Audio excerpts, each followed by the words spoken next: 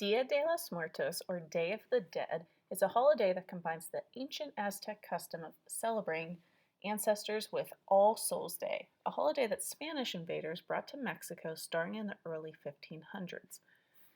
In this holiday, it's celebrated mostly in Mexico November 1st and 2nd, is like a family reunion, except dead ancestors are the guests of honor. Day of the Dead is a joyful time that helps people remember the deceased and celebrate their memory.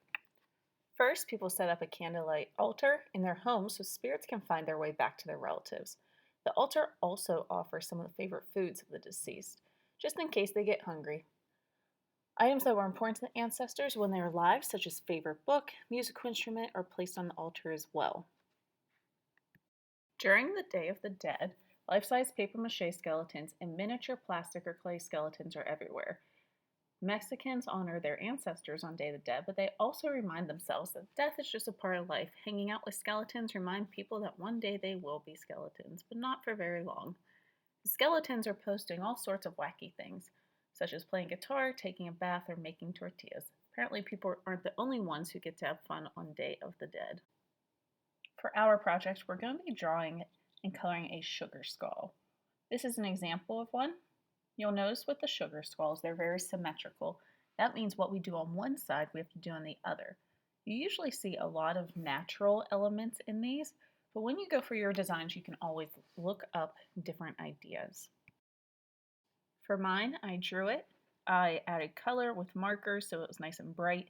Then I cut it out and put it on black paper. You don't have to cut it out. I then used tissue paper to add flowers around it. For your Dia de los Muertos sugar skull, we're going to start with our paper nice and tall, fold it in half. So we're focused on symmetry. So what we do on one side, we want to do on the other. And to make our skull wants to be as symmetrical as possible.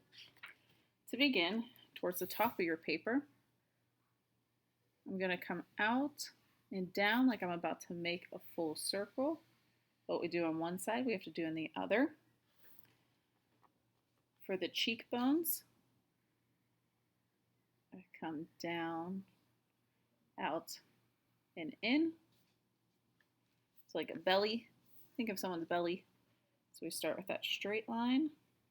We start to curve it out for the cheekbones. We bring it in and down. Now that's a little bit far off from the center, so I'm going to scooch this in just slightly.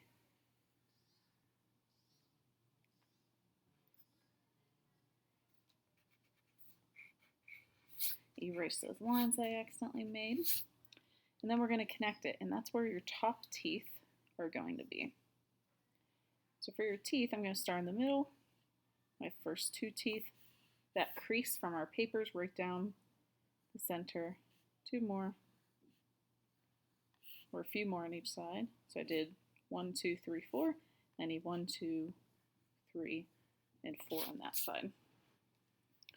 Then for the jaw, since your jaw is attached separately to your head, we're going to come down on both sides, have it start to angle in,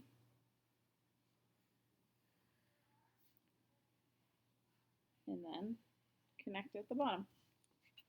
Now once again, mine's starting to go over onto this side a little too far, so I need to adjust.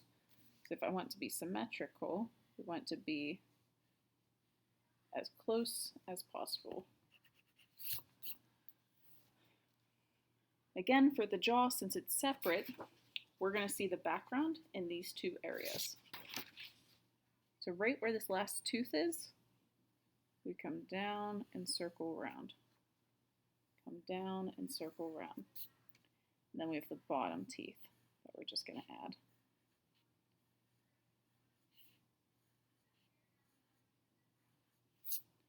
All right, now that we have the main shape of our head, let's start with the nose. You can make your nose more of a triangle if you want. I'm going to have mine be a curved triangle.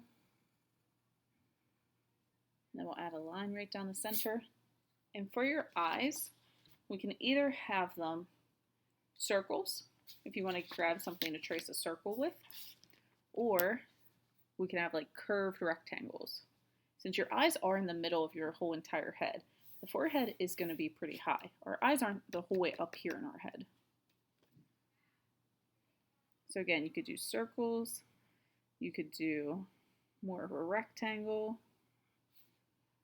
It is all up to you how you want the shape of your eyes. Now, for your sugar skull details, now that we have the main part, you can look up different designs, different details, and then start adding it from here.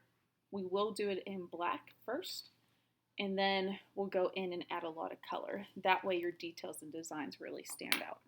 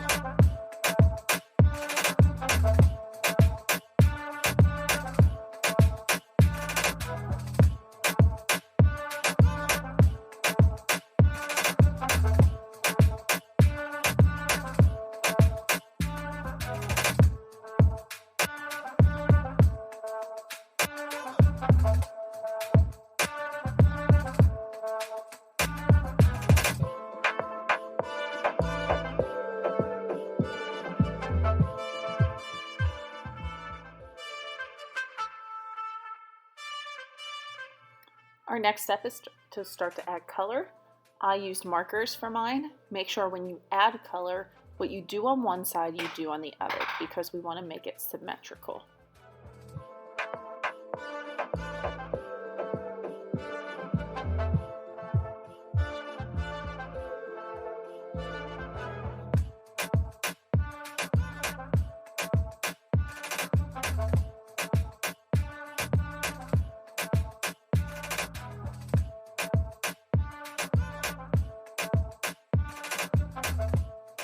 After you add color to your appropriate places, we're going to get scissors and cut out our skull if you have a black paper to cut it to.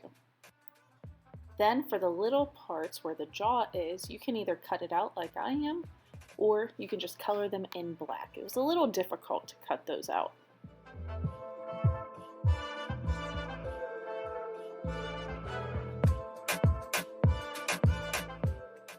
You will then add glue it all down, and then we can add flowers. So for the flowers, you can use tissue paper, and I just have squares that I'm putting on the glue. And then I kind of bunch them up to pop them up, or you can use a piece of paper and cut out the petals.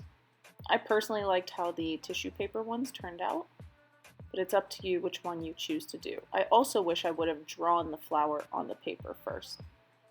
I then roll up each petal to make it more 3D and glue it down.